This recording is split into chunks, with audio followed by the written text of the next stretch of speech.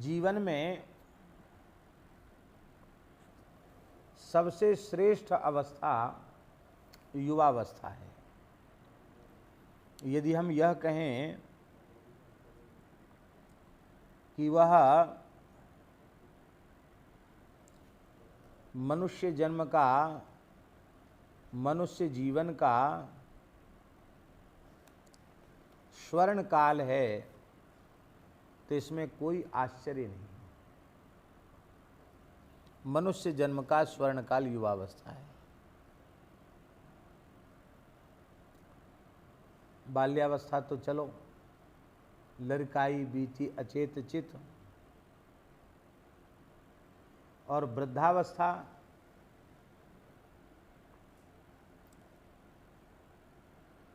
पहले तो बहुत देर में बुढ़ापा आता था। अब खान पान की विकृति के कारण, समय के परिवर्तन के कारण अब तो ऐसी स्थिति है कि 35-40 वर्ष की उम्र पूरी भई नहीं कि उसके बाद आदमी बूढ़ा जैसा होने लग जाता है। आयु का अनुपात क्या है बाबा इस समय? 70 से 80 के बीच में है, बस यही अनुपात है। 100 साल के होके सब नहीं जाते हैं। और यदि हम और हल्का करके कहें तो 65-70 का अनुपात है। 65-70 में प्रायः लोग कूच कर देते हैं, शरीर छूट जाता है। अनुपात यही है। तो मान लो 70 वर्ष यदि अनुपात मान लिया जाए तो 35 साल के होने के बाद बुढ़ापा शुरू, पूर्वार्ध चला गया, उत्तरार्ध शुरू हो गया। 35 वर्ष के हो गए कि बुढ़ापे की ओर जाने लग गए। और मान लो 80 वर्ष अनुपात माने तो 40 वर्ष के हो गए तो बस पर बुढ़ापे की ओर चले गए। और बुढ़ापे की ओर जाने वाला व्यक्ति अवस्था का प्रभाव शरीर पर अवश्य पड़ता है, सभी शरीरों पर पड़ता है। अब बाबा को, श्री गणपत बाबा को जैसा पूज्य बाबा की सेवा में दास ने देखा है पहले आरंभ में, एक पैर पे खड़े होकर एक तरह से सेवा करना, एकदम सावधान होकर के सेवा करना। बाबा पाते कितने धीरे धीरे थे, कैसे उसको रोटी को छोटी छोटी करके मीड़ करके चूर्ण जैसा बना करके धीरे धीरे बाबा को पवाया जाता था। और हर समय बाबा का ध्यान रखना छाया की तरह, केवल मधुकरी के लिए जाते उतनी देर समझ लो, और बाकी बाबा का पूरा ध्यान। जिस काल में बाबा का शरीर था तो उस काल में हमने स्वयं देखा कि बाबा कैसी तत्परता से पूज्य श्री ठाकुरदास बाबा की सेवा करते। लेकिन वह समय भी देखा जो गौशाला में भी सेवा करवा लेते और बाबा की सेवा तो करते ही, और बाबा के यहाँ तो मिलिट्री का जवान भी फेल हो जाए, वो इतने सावधान थे। क्यों बाबा? बाबा के पास खड़े रहना भी मुश्किल है सबका। इतने सिद्धांतवादी और ऐसे जैसे कहते हैं सेना को अलर्ट कर दिया गया, ऐसे अलर्ट हर समय बाबा रहते थे। और उनके पास रहने वाले को भी ऐसे ही सावधान रहना पड़ता।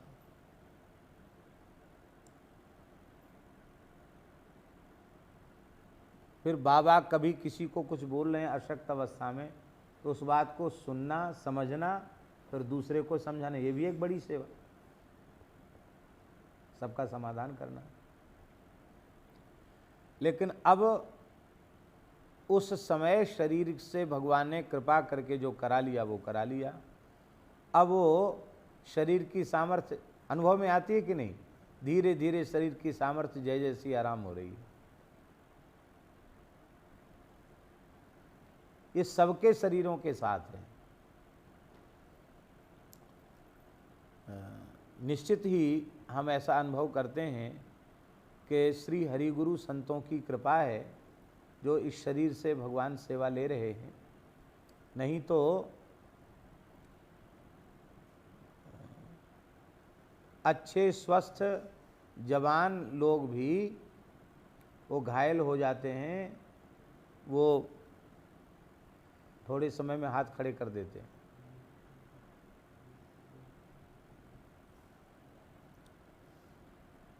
पहले हमको थकान नहीं होती थी, ऐसे अवसर भी भगवान ने दिए कि एक ही समय में 3-3 कथाएं हुई। एक बार ऐसा हो गया था कि यहाँ सूर्यश्याम में कथा चल रही थी और बरसाने में लाडली आश्रम में कथा चल रही थी और वृंदावन में बलराम बाबा के आश्रम में कथा चल रही थी। 3 सप्ताह एक साथ। अब दिन भर गाड़ी में और व्यास पीठ पर ही दिन भर बीत जाता था, खाना पीना भी मुश्किल। और सब जगह कथा में समय में कहीं कंजूसी नहीं थी कि चलो 3 जगह कथा है तो 2-2 घंटा कर लो, ऐसा नहीं। 4-4 घंटे से कम का तो कानून ही नहीं। तो यात्रा में और उसमें सारा समय बीत जाता। ऐसे ही एक बार वृंदावन में शरणागत आश्रम में कथा चल रही और उसी समय हाथरस वाले बाबूजी थे, उनको हाँ कर दिया गया था तो उनके यहाँ कथा चल रही। अब रोज़ 50-55 किलोमीटर जाना, 50-55 किलोमीटर आना, रात्रि को 12-1 बजे पहुँचना और फिर शरणागत आश्रम में दिन में कथा करना, शाम को वहाँ चले जाना, वहाँ से 12 बजे रात को 1 बजे रात तक पहुँचना मलुक पीठ, फिर विश्राम करना, सवेरे फिर स्नान ध्यान संध्योपासन करके फिर कथा में लग जाना। और फिर तीसरी बैठक थी, पंडित जी के यहाँ उत्सव चल रहा था, उसमें भी जाते थे थोड़ी देर के लिए। बक्सर वाले मामा जी को पता चल गया, हमको बुलाया और हमसे बोले भैया ज्यादती हो रही है, अत्याचार हो रहा शरीर पर, ऐसा क्यों? हमने कहा महाराज जी थोड़ा ऐसा भ्रम हो गया, आग्रह हो गया, अब वहाँ तिथियों में उसमें ध्यान रहा नहीं और वहाँ भी कह दिया, इनका विशेष आग्रह था तो यहाँ भी कह दिया, तो भगवान की कृपा से आपकी कृपा से चल रहा है। मामा जी नाराज़ हो गए, बोले हम आपके गार्जियन बनने लायक भी नहीं है क्या? हमने कि बनने लायक नहीं महाराज जी, आप गार्जियन हैं। बोले नहीं नहीं गार्जियन हैं, ये कह रहे हो खाली। देखो ऐसा है, हम तुम्हारे स्वभाव को जानते हैं, तुम किसी को मना नहीं कर सकते संकोच के कारण, लेकिन अब कोई तुम्हें बहुत ज़्यादा परेशान करे, बाध्य करे, तो यद्यपि बोले मेरे राम बहुत व्यस्त रहते हैं, लेकिन फिर भी कोई ज़्यादा परेशान करे कि नहीं नहीं आप तो हमारे यहाँ चले ही आओ और कथा का समय दे दो, तो आपने पहले से कहीं निश्चित किया हुआ है, फिर भी कोई आकर कहता क्या है 2 घंटा यहाँ भी कर लेना, तो बोले ऐसा कोई परेशान करने वाला होवे तो उसको मेरे पास भेज देना। बोले कि वो हमारे गार्जियन हैं, उनके पास चले जाओ, वो अनुमति दे देंगे तो हम चले जाएंगे, अपने ऊपर मत डालो, मेरे ऊपर डाल दो। तो इतना वाणी की सेवा होने के बाद भी भगवान ने निर्वाह किया। अब थोड़ा सा ऐसा हो गया कि अब हमें भी श्रम का अनुभव होने लग गया, हमें श्रम का अनुभव होने लग गया। पहले इतने श्रम का अनुभव नहीं होता था, अब श्रम का अनुभव होने लग गया। तो युवावस्था जीवन का स्वर्ण काल है। आप 35-40 वर्ष की आयु तक कितना भी कठोर साधन कर सकते हैं। इसके बाद आप सोचोगे कि अब बुढ़ापे में हम इतने घंटा बैठ लेंगे, इतना कर लेंगे, इतना परिक्रमा कर लेंगे, तो संभव नहीं है। और करोगे तो उससे लाभ तो नहीं होगा, हानि ही होगी।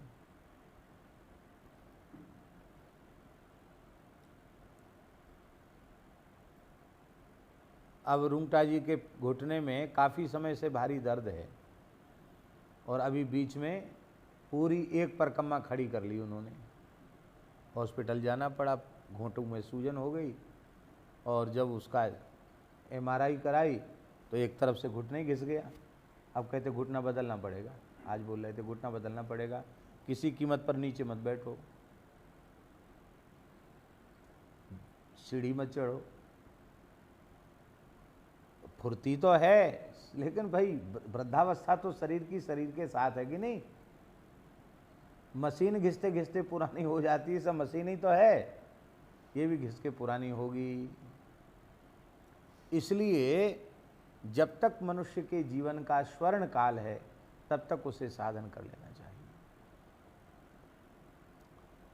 पूज्य श्री हरेराम बाबा जी ने बताया कि जब वे गंगापुर सिटी में, उनके गुरुजी थे, गंगापुर सिटी राजस्थान में है, आयुर्वेदाचार्य श्री स्वामी रामचंद्र दास जी महाराज उनके गुरुजी का नाम था।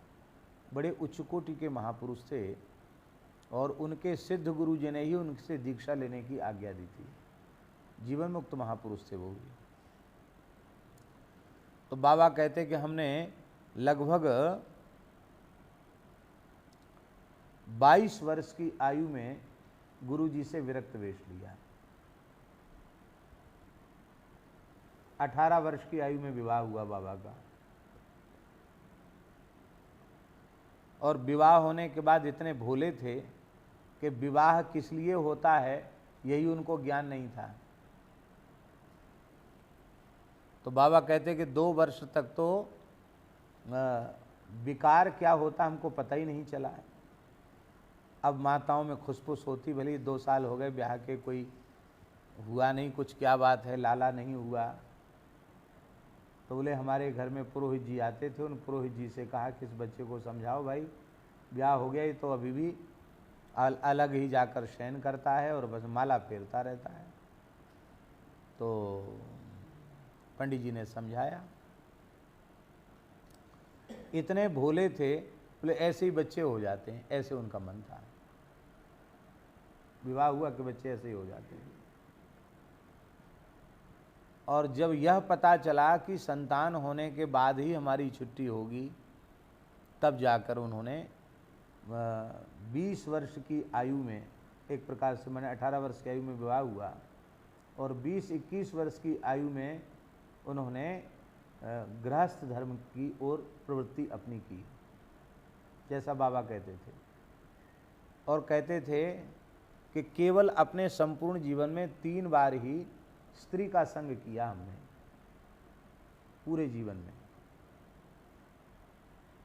और स्त्री संग करने के पश्चात रो रो कर भगवान से प्रार्थना करते थे कि प्रभु इस मलमूत्र के कुंड से हमें बाहर निकालो, ऐसी कृपा करो कि गर्भ रह जाए, संतान हो जाए, मैं विरक्त होकर भजन करूं। तो तीसरी बार के समागम में पत्नी के गर्भ में स्थिति हुई और मैंने भगवान से प्रार्थना की कि पुत्र हो जाएगा तो ये लोग छोड़ देंगे हमको। भगवान से प्रार्थना की और लगभग 21 वर्ष की या 22 वर्ष में प्रवेश हुआ होगा, एक पुत्र का जन्म हुआ। वह पुत्र 4 महीने का था तब बाबा छोड़ करके विरक्त हुए। कितने महीने का था? 4 महीने का पुत्र था, उसको छोड़ करके बाबा विरक्त हुए। अप्सरा के जैसी रूपवती, परी के जैसी सुंदरी युवती पत्नी, जिसकी आयु मात्र 18 वर्ष की थी जब पत्नी को छोड़ा उन्होंने, करोड़पति परिवार की लड़की थी, सूरत की थी।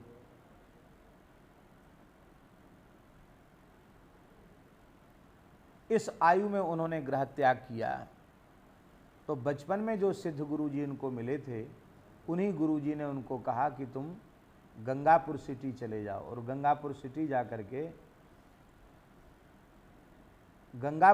जाकर के उन्होंने श्री रामचंद्र दास जी महाराज से विरक्त वेश लिया। विधिवत श्री राम मंत्र की दीक्षा ली और विरक्त वेश लिया। तो बाबा कहते थे कि हमारे गुरुजी ने हमको कहा कि तुम गृहस्थ से आए हो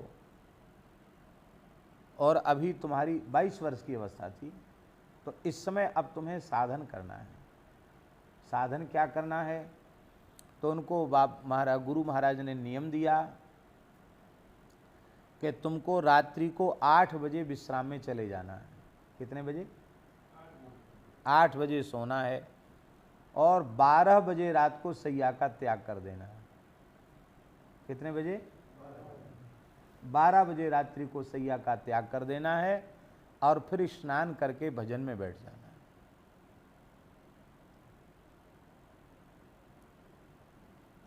अब 12 बजे सैया का त्याग करके बैठेंगे तो लगभग 1 बजे तो समझ लो तो बैठेंगे भजन में, और सवेरे 7 बजे तक तुमको बैठना है एक आसन से। कितने बजे तक? 7 बजे तक तुमको बैठना है, मंत्रराज का जप करना है। 2 गुदड़ी दे दी, एक बिछाने के लिए दे दी, एक ओढ़ने के लिए दे दी, बस यही तुम्हारे लिए है, जमीन में आसन। और इसके बाद उठ कर के फिर गौशाला में गोबर उठाना है, पूरे स्थान में झाड़ू लगाना है, फिर स्नान करके तिलक करके फिर अपना नित्य नियम करना है। तब तक पंगत का समय हो जाएगा तो प्रसाद पाना है।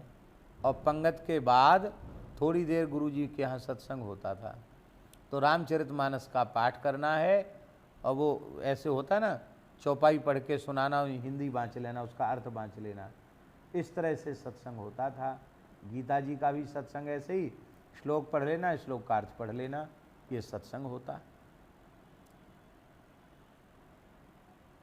तो इतना साधन करते हुए गुरुजी की सेवा, कहते 24 घंटे में अधिक से अधिक 3 साढ़े 3 घंटे हम लेट के रहते थे बस।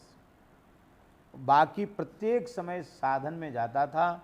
जब झाड़ू लगाते हुए गुरुजी कहते थे कि नाम नहीं भूलना चाहिए, नाम का स्मरण चलता रहे, तो हरे राम राम राम हरे हरे, हरे कृष्ण कृष्ण कृष्ण हरे हरे, ये करते हुए शरीर से सेवा करता।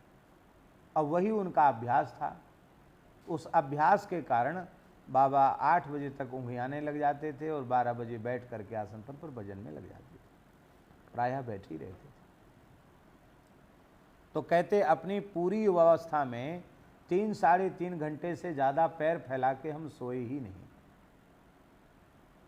हम लोग रात में देर तक जग जाएं और सवेरे जल्दी जग जाएं तो दिन में सो लेते हैं। बाबा कहते कि गुरुजी का सख्त आदेश था कि दिन में 1 मिनट नहीं सोना है, पैर पसार के लेटना नहीं है दिन में,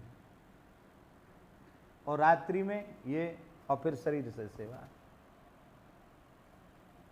इस तरह से अनुष्ठान पूर्वक तो 6 करोड़ मंत्रराज का जप किया।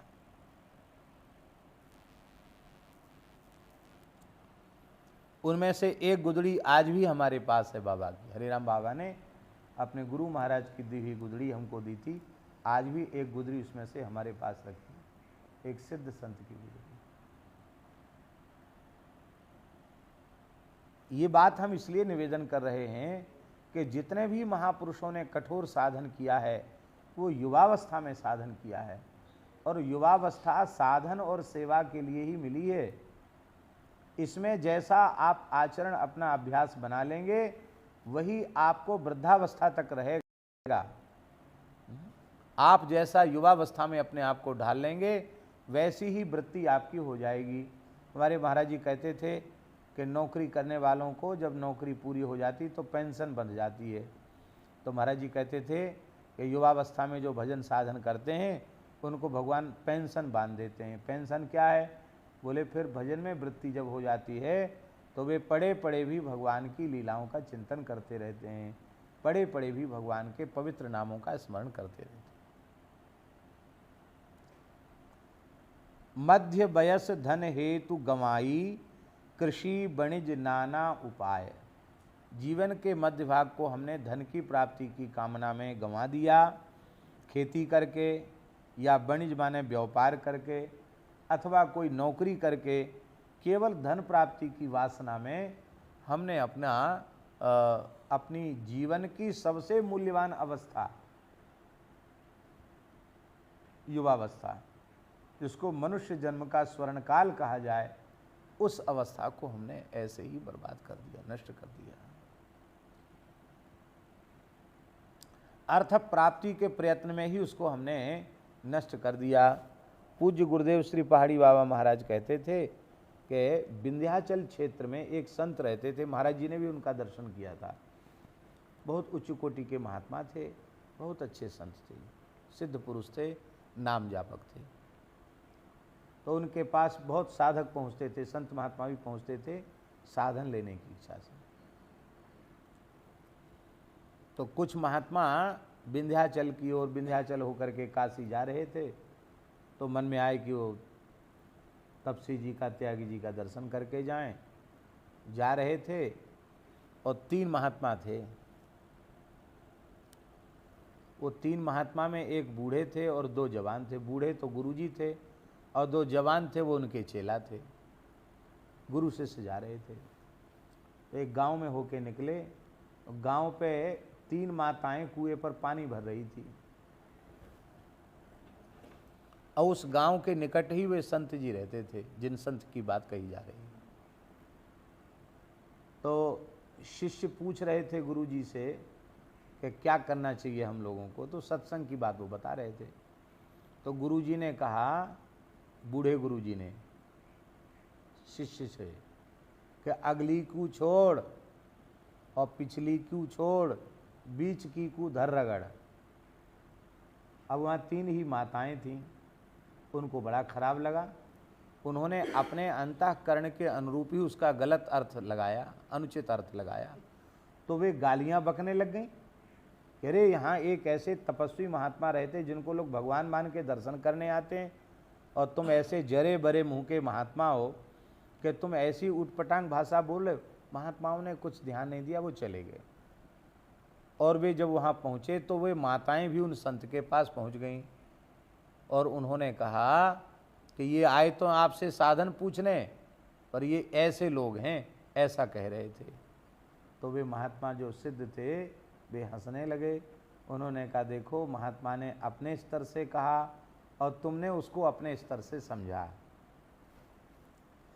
महात्मा ने तो तत्व का उपदेश किया, तुमसे उनको कोई लेना देना नहीं है। महात्मा ने ये कहा कि अगली छोड़ और पिछली छोड़। अगली माने लड़काई वाली अवस्था को छोड़ दो, वो तो चली गई। अब पिछली जो आने वाली वृद्धावस्था है उसको भी छोड़ दो, वो भी किसी काम के लायक नहीं रह जाएगी। बीच की को धर रगड़, बीच की जो युवावस्था है उस युवावस्था को धर रगड़ो, उसमें जितना हो सके कठोर से कठोर साधन कर लो, श्रम कर लो, ये कह रहे हैं। तो महाराज जी कहते थे जब महात्मा ने समझाया तो उन माताओं ने उन संतों को प्रणाम करके क्षमा मांगी।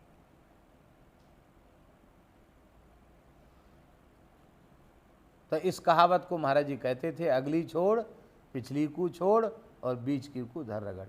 बीच की अवस्था को ऐसे। पूज्य श्री गोकुल भवन वाले परमहंसी महाराज, उन्होंने अपने गुरु जी की जो सेवा की और वो सब उनके जीवन चरित्र में आता है, कैसी अद्भुत उन्होंने सेवा की, कैसा साधन किया। वो मेला के समय, कार्तिक के मेला, चैत के मेला में अयोध्या में लोग तमाम गंदगी कर जाते हैं, सावन भादों में गंदगी कर जाते। तो गुरु परमहंस जी के गुरुदेव भगवान और दादा गुरु जी वो मल हाथ से बटोर बटोर करके तसले में भर करके बाहर फेंकते थे, धाम की सफाई करते थे। और लोग क्या कहते, हंडी, हाँ हाँ, हंडी में भर करके सिर पे रख करके उसको, मैला को फिर बाहर फेंकने जाते थे। और लोग क्या कहते थे उनके बारे में, हाँ ये पूर्व जन्म के इसी जाति के होंगे और इसलिए ऐसा काम करते हैं। दादा गुरु कहते थे कि ये अवसर सेवा का है, सावन में मेला ज़्यादा होता है, हाँ, कार्तिक में, तो ये सेवा का अवसर है, ये सेवा को मत इसको करो। तो दादा गुरु जी कहते थे कि ये सेवा का अवसर है, सेवा के अवसर को चूको मत।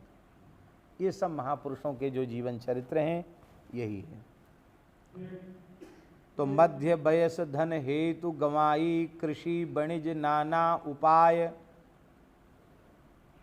अब उपाय तो कर लिए, लेकिन राम विमुख सुख लयो न सपने हूँ, निशिबासर तयो तिहूँ ताय। भगवान से विमुख होने के कारण तुझे स्वप्न में भी सुख नहीं मिला, दिन रात तीनों तापों से तू तपता रहा। अब प्रश्न उठा कि ये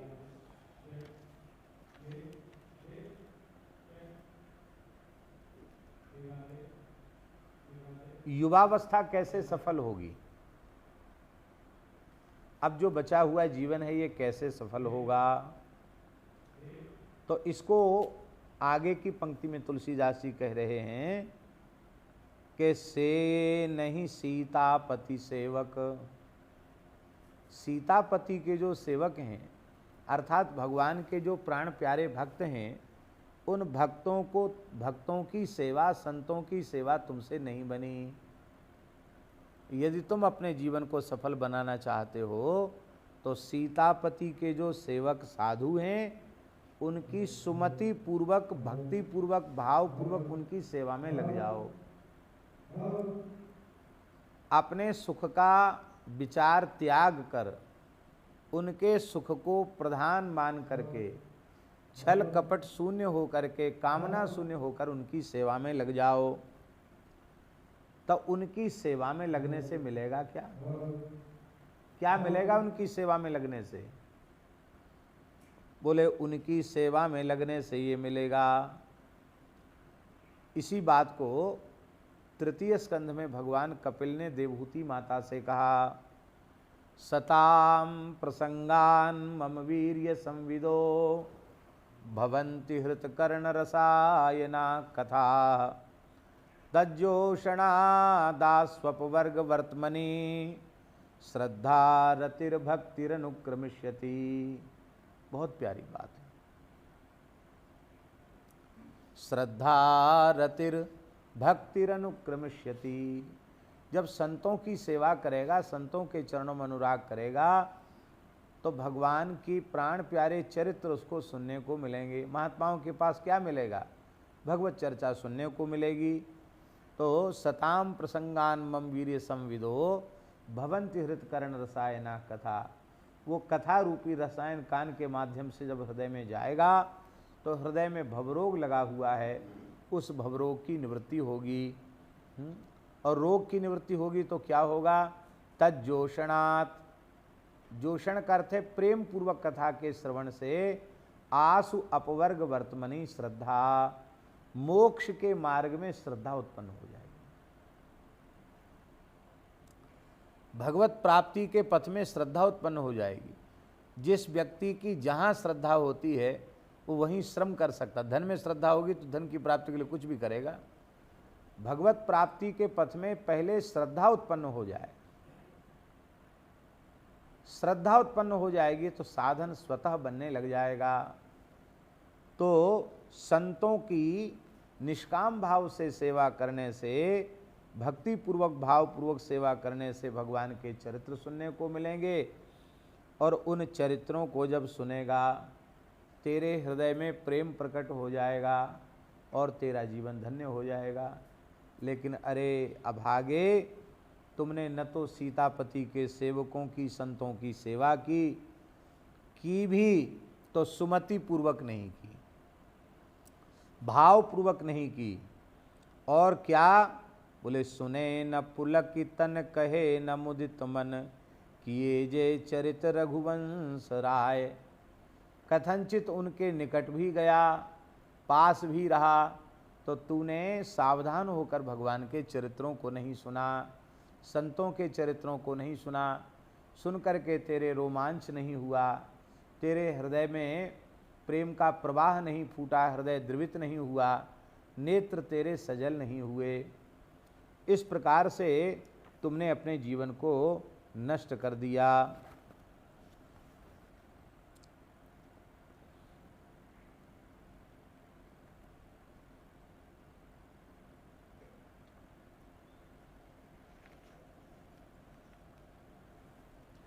इसीलिए दोहावली में, इसलिए महाराज जी ये बात कही गई दोहावली में,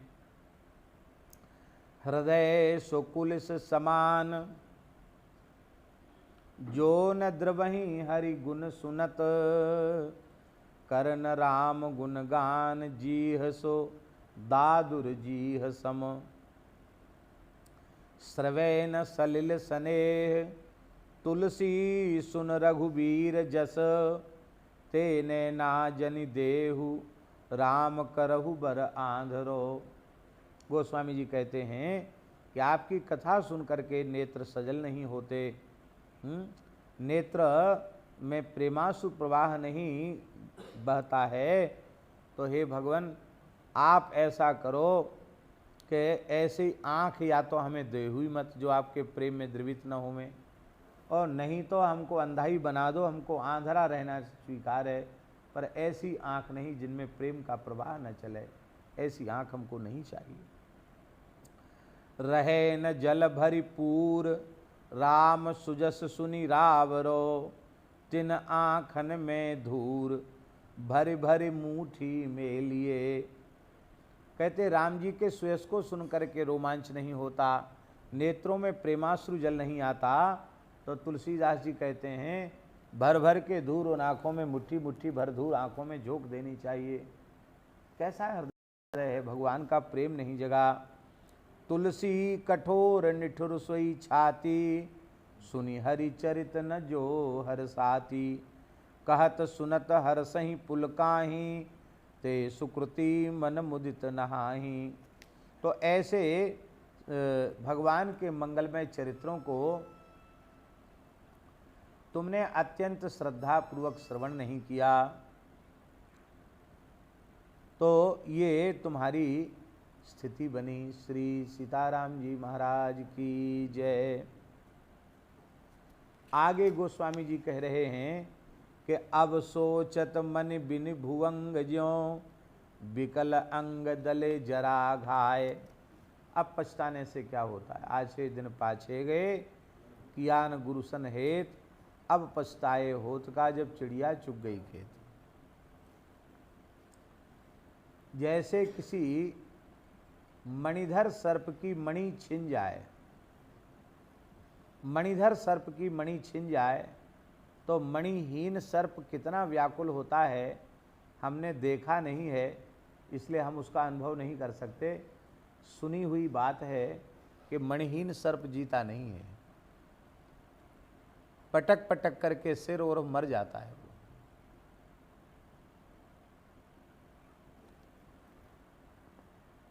मणि क्या है, युवावस्था यही जीवन में मणि के जैसी है, इसको हमने गंवा दिया।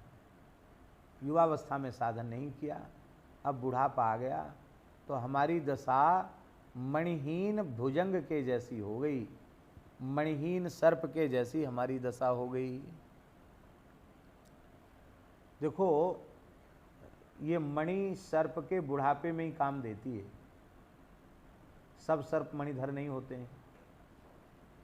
अति वृद्ध 1000 वर्ष की, सुनने में ऐसा आया है कि 1000 साल से ऊपर की आयु जब होती है तब वो मणि उसके प्रकट होती है, और वो मणि वृद्धावस्था में ही काम देती है। पूज्य श्री करुणानिधान वाले महाराज जी ने मणिधर सर्प को और मणि को और सर्प को सबको उन्होंने अपनी आंखों से अयोध्या जी में देखा। कहते थे कि नीले नीले रंग की लाइट जैसी जल रही थी जहाँ उनका स्थान है बगीचे में। तो सुनने में आया था कि यहाँ मणिधर सर्प रहता है, तो कहते हमने आँखों से देखा कि वो मणि उस सर्प ने अपने मुंह से उगल करके रख दी, और उस मणि के प्रकाश में, नीले नीले बड़े सुंदर प्रकाश में, अंधेरी रात में और जीव जंतु आने लग गए उस मणि के प्रकाश से आकृष्ट होकर के।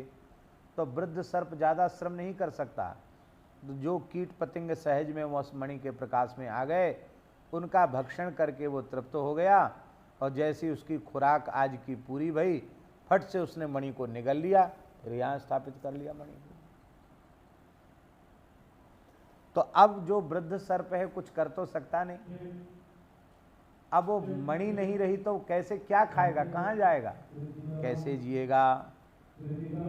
तो ऐसा हमने सुना है कि लोग इस प्रकार से मणिधर सर्प को देखते हैं, उसमें बहुत भयंकर विष होता है, इतना विष होता है कि उसका फुफकार से आदमी मर जाता है, काटने से नहीं फुफकार से मर जाता आदमी, इतना जहर होता उसमें।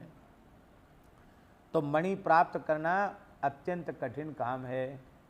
तो महाराज ऐसा हमने सुना है कि मणिधर सर्प का पता लगाते हैं, किस बावी में रहता है, उसके ऊपर कोई पेड़ है कि नहीं, कब निकलता है। तो पहले से जाकर लोग पेड़ पर चढ़ जाते हैं और एक बड़ा वजनदार लोहे का कटोरा जैसा बनाया जाता है, उसमें बड़े बड़े तीखे सूल जैसे बिंधे हुए तीखे नोक रहती है, और जब वो मणि अपने मुंह से निकाल के रख कर के सर्प इधर उधर थोड़ा होता है, फट से ऊपर से उसको डाल दिया जाता है। और जब डाल दिया जाता है उस वजनदार कटोरे जैसे को, तो फिर सर्प अंधेरा हो जाता, वो फिर देखता है एक मणि इसमें है, तो उसी कटोरे पर बार बार अपना मस्तक पटकता है, तो उसी कांटों में वो बिध जाता है और इस प्रकार से उसकी मृत्यु हो जाती है। ऐसा हमने सुना है कि किसी काल में कोई सर्प की मणि प्राप्त करने वाले लोग इस विधि से मणि प्राप्त किया करते थे। और भगवान के भक्त को, साधक को तो ऐसी इच्छा ही अपने मन में नहीं रखनी चाहिए। क्या होगा मणि से भाई, क्योंकि राम नाम मणिदीप धरु जीह देहरी द्वार, तुलसी भीतर बाहिर जो चाहसी उजियार। तो अब बुढ़ापे में तेरी दशा ऐसी हो गई जैसे मणिहीन सर्प की दशा होती है। मणिहीन सर्प बिना मणि के अपने आहार की पूर्ति भी नहीं कर सकता। अब जर्जर अवस्था आ गई, अब सिर धुन धुन करके पछता रहा है। इस समय कोई तुम्हारा सहयोगी तुम्हें नहीं दिखाई पड़ता, क्योंकि साधन धाम मोक्ष कर द्वारा, पाए न जेहि परलोक समारा। सो परत्र दुख पावई, सिर धुन धुन पछिताए, काल ही कर्म ही ईश्वर ही मिथ्या दोष लगाए। ऐसी तुम्हारी स्थिति हो गई।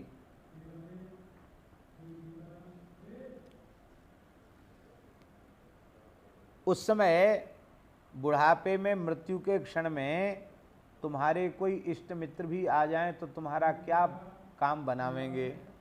कुछ नहीं बना सकते। आदि व्याधि की पीड़ा तो खुद ही भोगनी पड़ेगी, मरना भी खुद ही पड़ेगा, अपने किए हुए का फल भी खुद ही भोगना पड़ेगा। ना तो पत्नी, ना पुत्र, ना कोई नाते रिश्तेदार, ना कोई इष्ट मित्र तुम्हारे दुख को कोई बांट नहीं सकता है। दुख तो तुम्हें स्वयं ही भोगना पड़ेगा। तो ये दशा हो जाती है। सिर धुनि धुनि पछितात मीज कर, फिर माथा कूटता है, अपने हाथ मलता है। को न मीत हित दुसह दाय, ऐसे बुरे अवसर पर कोई मित्र नहीं होता। यहाँ तक कि पड़े पड़े बहुत दिन हो गए तो स्त्री पुत्र आदि ही भगवान से प्रार्थना करने लग जाते हैं, महाराज आप भूल क्यों गए, उठा लो इन्हें, ये मर जाते सो अच्छा था, क्यों पड़े हैं? माटी समेट लो। हैं? अब माटी समेट लो। हाँ, माटी समेट लो, माटी समेट लो। ये स्थिति है। पुत्र अपनी माता पिता की मृत्यु की याचना करता है। ये संसार की अत्यंत विचित्र स्थिति है। जो जिन लोगों की युवावस्था साधन सत्संग में नहीं गई है, उन लोगों की वृद्धावस्था बहुत दुखपूर्ण होती है, बहुत दुखपूर्ण होती है। कुछ शिष्य लोग भी ऐसे गुरु जी के प्रति भाव करते हैं। क्या? कोई कोई शिष्य भी ऐसे होते हैं, हाँ हाँ। जो गुरु जी के प्रति ऐसा भाव, कैसा? जैसे श्री वैष्णव जी के जो शिष्य थे ना, हाँ। कागज पर लिख लिए थे कि वसीयत हमको लिख गए हैं, हैं? वसीयत हमको लिख गए हैं। हाँ और फिर बाद में जब झंझट हुई, पैसा काफी खर्चा किए हाँ और नहीं बैठ पाए, हाँ। तो फिर चले गए कहीं ऋषिकेश या हरिद्वार कहीं जी। तो ऐसे शिष्य लोग भी होते हैं, हाँ,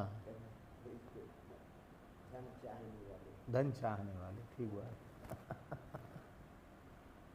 तो गृहस्थ व्यक्ति की बात ही नहीं है, साधन शून्य व्यक्तियों की बात है। जो भी हो, साधन शून्य है, उनकी वृद्धावस्था बड़ी दुखद होती है।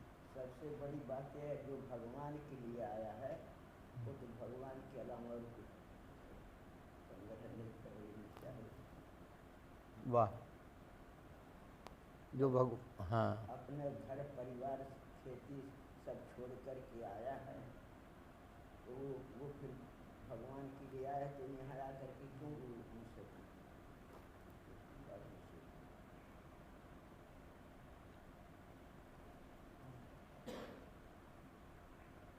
तो और जिन लोगों की युवावस्था, बाल्यावस्था से लेकर युवावस्था तक साधन में सेवा में गई है, उनकी वृद्धावस्था शरीर का कष्ट तो रहेगा पर वे भीतर से प्रसन्न रहते हैं, भीतर से कभी व्यथित नहीं होते हैं, बहुत प्रसन्न रहते हैं।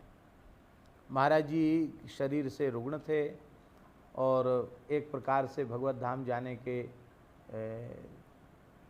24 घंटे से भी पहले की या 1.5 दिन पहले की बात होगी, तो श्री पूज्य पंडित जी महाराज के एक साधक थे श्री उपाध्याय जी, तो हमको बिहारी जी में वो मिले। हम बिहारी जी वैसे जाते नहीं हैं, कम जाते हैं, ऐसा नहीं कि जाने का भाव ना हो, भाव तो रहता लेकिन प्रमादी हैं, नहीं जा पाते।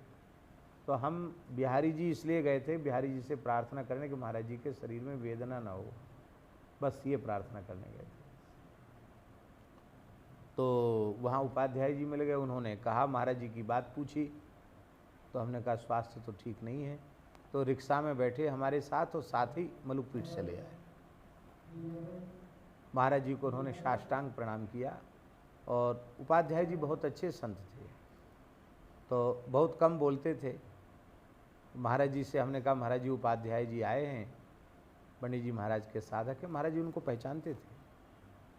तो महाराज जी ने नेत्र खोले और हाथ जोड़कर उनको उनका प्रणाम स्वीकार किया। और उपाध्याय जी ने पूछा कि महाराज जी कैसा है स्वास्थ्य, कैसे हैं आप? तो इतना सुनते ही इतने भाव विह्वल हो गए महाराज जी, दोनों हाथ ऐसे करके बोले बहुत आनंद, बहुत आनंद, बहुत आनंद, 3 बार कहा, बहुत आनंद, बहुत आनंद, बहुत आनंद, अपार आनंद है, ये कहा महाराज जी ने। ऐसा कह करके चुप हो गए और थोड़ी देर बाद फिर बोले एक बात का कष्ट है। तो उपाध्याय जी ने पूछा क्या कष्ट है? बोले इस नाशवान शरीर के लिए आप जैसे महात्मा अपना भजन साधन छोड़ करके यहाँ आ रहे हैं, बस इसी बात की पीड़ा है, आप लोग भजन करें, साधन करें, बस ये काम है।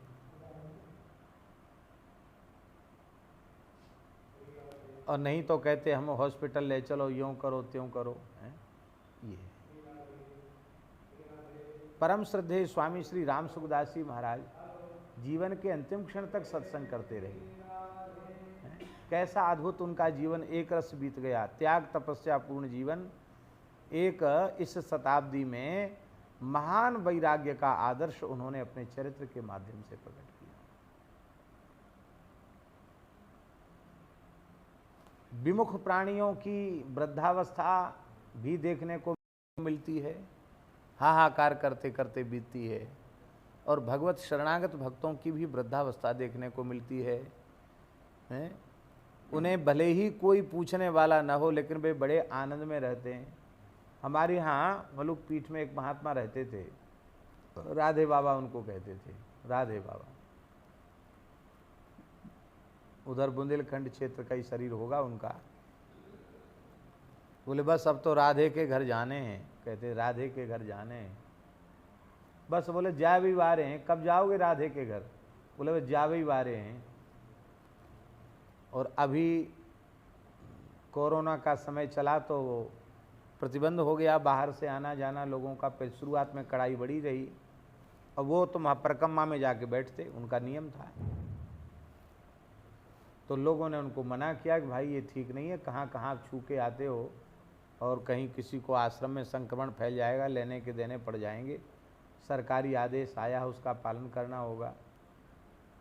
और उनको नई गौशाला में ले गए तो 1 घंटा नहीं रुके, वहाँ से भी चले आए। बोले नहीं, हम तो परिक्रमा के सहारे ठीक हैं। अभी कुछ काल में वो बिल्कुल परिक्रमा के पथ पे ही रह गए, बूढ़े महात्मा। हम उनको कहते, सवेरे घूमने जाते, हम कहते कि बाबा वहाँ वृंदावाटिका में रख देते, वहीं आपको प्रसाद पहुँच जाएगा। अब इतनी गर्मी में आप यहाँ कहाँ रोड पे परिक्रमा के सहारे? बोले यहाँ खुली हवा लगती है और सब महात्माओं का दर्शन होता है, आपका दर्शन हो जाता है, यहाँ महात्माओं का दर्शन होता है। बीच में ये बहुत अस्वस्थ हो गए तो उनको पर हम लोगों ने हॉस्पिटल रामकृष्ण मिशन भेजा तो मिशन वालों ने भी कहा कि स्थिति तो उनकी ज़्यादा खराब है। तो बमन हो गया था क्या? रक्त का बमन हो गया था, तो आईसीसीयू में भर्ती करना पड़ेगा। लेकिन वो तो घबरा गए, नहीं हम यहाँ नहीं रहेंगे, हम तो वही परिक्रमा के सहारे रहेंगे। तब हम लोग उनको लाकर यमुना मंदिर में ले आए कि यहाँ इनकी सेवा करें। अब वहाँ आ गए आराम से। वहाँ जब वो आ गए तो रात्रि को बिना बताए यमुना मंदिर से खिसक के फिर पहुँच गए अपने ठौर ठिकाने पे। और वहाँ एक ब्रजवासी मैया से बोले कि एक लाली को पैसा दे दो। तो कितने पैसा में निकले? 162, हाँ हैं 160 रुपया उनके झोला में निकले। 160 वही उनकी पूंजी थी। 160 रुपया बोले लाली को मरने के पहले उनको दे दो। और वहीं उन्होंने रज में ही शरीर छोड़ दिया। हमारे संत लोग संस्कार करने गए और यहाँ जमुना मंदिर में रखा। यहाँ भी उन्होंने कहा अब इलाज से कोई फ़ायदा नहीं, अब तो राधे के घर जाना है। तो बाबा कब जाओगे? तो कहते कहते बहुत दिन हो। बोले और क्या, आज नहीं तो कल तो चले ही जाएंगे। और वो चले ही गए, बाबा चले गए। अब ये प्रत्यक्ष बात है कि अत्यंत वृद्धावस्था, हम समझते हैं लगभग 80-85 वर्ष की आयु तो उनकी होगी, लेकिन कोई सेवा में नहीं, कोई सुख सुविधा नहीं। और आखिर पहले तो आश्रम में कई साल तक रहे और अंत में ऐसे रज में पड़े पड़े उन्होंने अपने देह का त्याग किया। ये है संतों की वृद्धावस्था, ये संतों की वृद्धावस्था है। तो जिन लगी निज परलोक बिगाड़ो, जिस संसार के लिए, जिन लोगों के लिए तुमने अपना परलोक बिगाड़ लिया, लोक भी बिगाड़ा परलोक भी बिगाड़ा, ते लजात होत ठाढ़े ठाए। अब उन्हें लज्जा आ रही है तुम्हारे पास खड़े होने में। अब मान लो दुर्भाग्य से किसी को कैंसर हो गया है, तो वो स्त्री पुत्रादि भी पास खड़े होने में संकोच करते कि कहीं हमारे कोई कीटाणु न लग जाए। और अभी तो इस कोरोना में ऐसा हुआ कि मर गए एकमात्र पुत्र ने संस्कार के लिए कह दिया कि अपने ढंग से फूंक ताप दो, हम नहीं आएंगे। ऐसी भी घटनाएं घटी। वे मरते समय पास में भी खड़े नहीं हो सकते। तुलसीदास जी कह रहे हैं कि अभी भी कुछ बिगड़ा नहीं है, भले ही तुम बूढ़े हो गए हो या बालक हो या जवान हो, इससे कोई लेना देना नहीं है। कौन सी तुम्हारी जाति है और शरीर स्त्री का है या पुरुष का है, अथवा कौन सी तुम्हारी अवस्था है, इसकी अब कोई आवश्यकता नहीं है। इसकी चिंता की आवश्यकता नहीं। बस तुम निश्चय कर लो कि तुलसी अजहू सुमिर रघुनाथ हैं। तुलसीदास जी कहते आज भी अभी से रघुनाथ जी का स्मरण करने लग जाओ। किन रघुनाथ जी का स्मरण? तरयो गजेंद्र जाके एक नाय, जिसके एक नाम से गजेंद्र भक्त दुख के सागर से तर गया। इत्थम गजेंद्रस्य यदाप संकटम प्राणस्य देहि विवशो यदृच्छया अपारयन्नात्म विमोक्षणे चिरम दध्या विमाम बुद्धिमथा व्यपद्यत। नमामि मे ज्ञातय आतुरम गजा कुतः करिण्यः प्रभुवन्ति मोचितुम ग्राहेन पासेन त्रिधातुरावृतोप्यहं च तम यामि परमपरायणम। इस प्रकार से गजेंद्र ने भगवान को आर्त होकर के पुकारा। हाथों कष्ट में कहा उसने और हरि शब्द का उच्चारण किया। हा कष्ट में कहा, री कहने के पहले पहले भगवान ने प्रकट होकर के गजेंद्र भक्त की ग्राह से रक्षा कर ली। बोलो भक्तवत्सल भगवान की जय।